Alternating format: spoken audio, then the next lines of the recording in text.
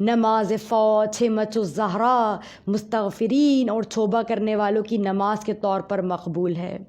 ابو بصیر نے روایت کی ہے اور شیخ صدوق نے اسے اپنی کتاب ملا یحضر الفقیہ میں درج کیا ہے کہ امام صادق علیہ الصلاۃ والسلام سے منقول ہے کہ جو شخص یہ چاہتا ہو کہ اس کے گناہ اس طرح سے مٹ جائیں کہ اس شخص کے اور خداوند کے درمیان ایک گناہ بھی باقی نہ رہ جائے اور تمام اس کے گناہ زائل ہو جائیں، تو اسے چاہیے کہ ہماری جدہ فاطمۃ الزہرا صلوات و سلام اللہ علیہا سے منسوب اس نماز کو ضرور پڑھے۔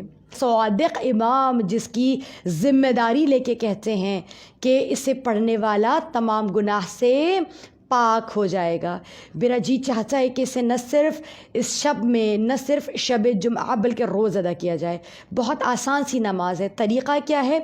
2 رکعت کر کے 4 رکعت نماز ادا کرنی ہے اور نیت کرنی ہے کہ نماز فاطمۃ الزہرا پڑھتا ہوں یا پڑھتی ہوں قربتاً اللہ۔ 2 رکعت کر کے نماز ادا کرنی ہے اور 2 رکعت جب آپ ختم کریں تو بیچ میں تھوڑا سا گیپ کر کے تسبیح پڑھ کے پھر باقی 2 رکعت نماز ادا کرنی ہے۔ بہت آسان سی فجر کی طرح کی نماز ہے۔ پہلی رکعت اور تمام رکعت میں الحمد ہی پڑھنا ہے، لیکن دوسری سورہ جو سورہ اخلاص ہوگی اسے تقریباً 60 مرتبہ آپ کو دہرانا ہے، یعنی 4 رکعت میں ایک بار الحمد اور 60 مرتبہ سورہ احد یعنی قل هو اللہ احد ہے۔ اس طرح جب نماز کا اختتام ہوگا تو 120 مرتبہ سورہ اخلاص ہوگی۔ تو جس نے اس نماز کو پڑھا خداوند عالم کی بخشش اور مغفرت اس کے لیے ہے۔